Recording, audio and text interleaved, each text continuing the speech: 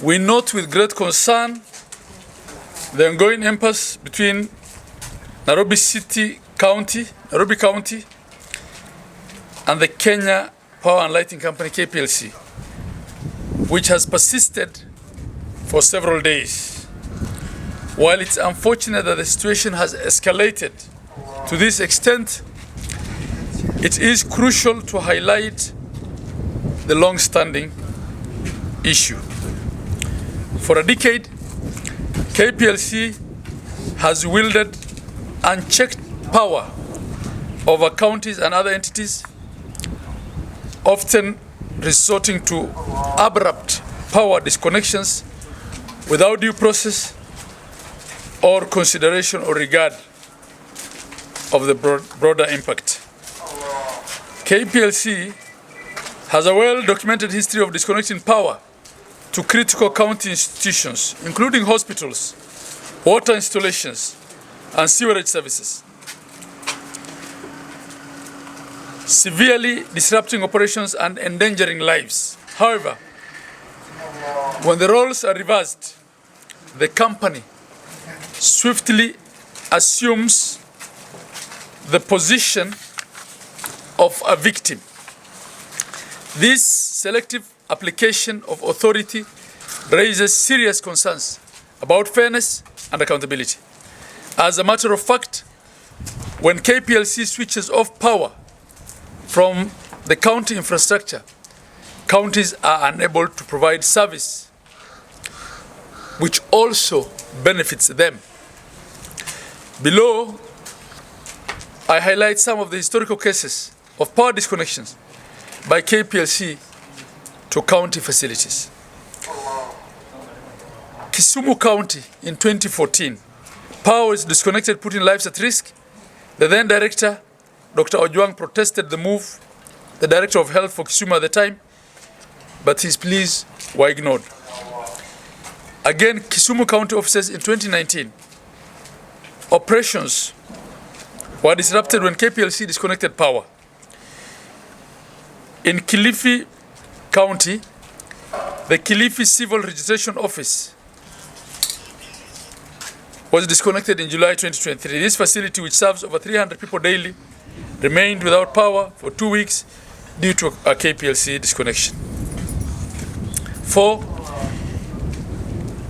In Mombasa, at the Mombasa General Hospital, power was disconnected in March 2023. Power was cut for several days, endangering the lives of patients. 5. In Homa Bay County,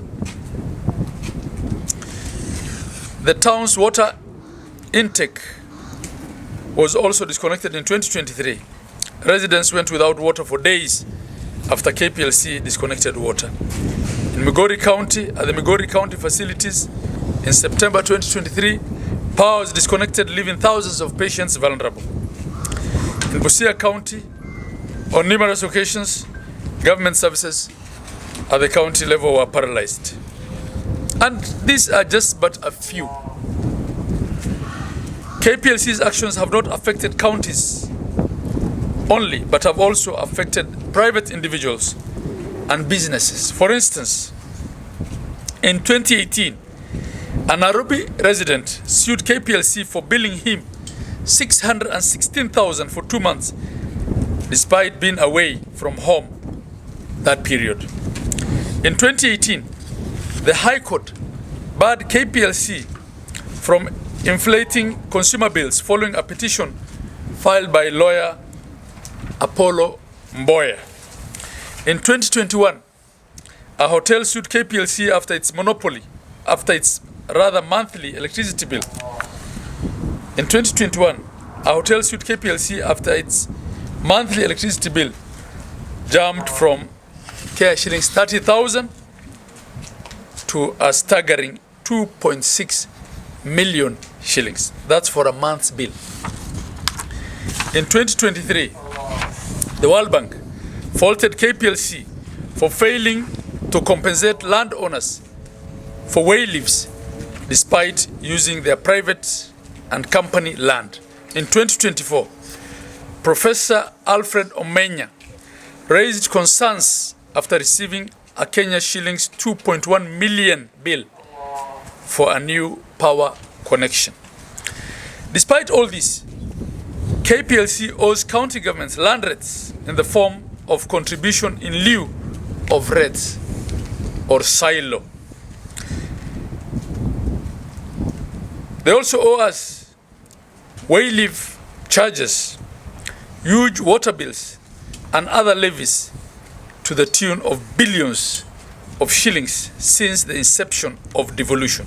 Additionally, KPLC continues to disregard the advisory from the Attorney General and the provisions of Section 57 of the Physical and Land Use Planning Act 2019, which stipulates that a person shall not carry out development within a county without development permission granted by the respective county executive member in charge of land use planning.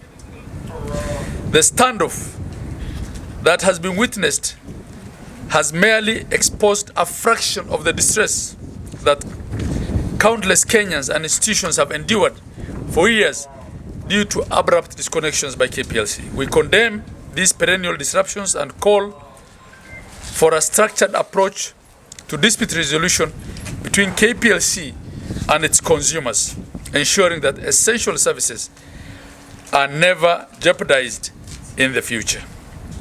It is time for KPLC to reflect on its actions, acknowledge the suffering caused by its practices, and work towards a fair, transparent, and predictable billing and disconnection process. To ensure that we address the issue in the energy sector, the Council of Governors communicated with the Ministry of Energy and Petroleum via a correspondence to raise the aforementioned issues.